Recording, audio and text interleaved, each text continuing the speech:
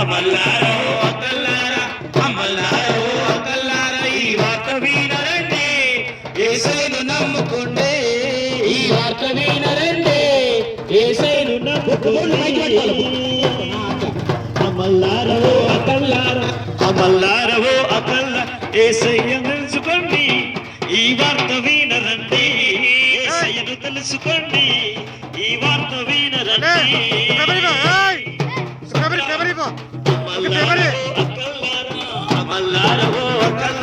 ఈ వార్త వినరండి, యేసయ్యను తెలుసుకోండి.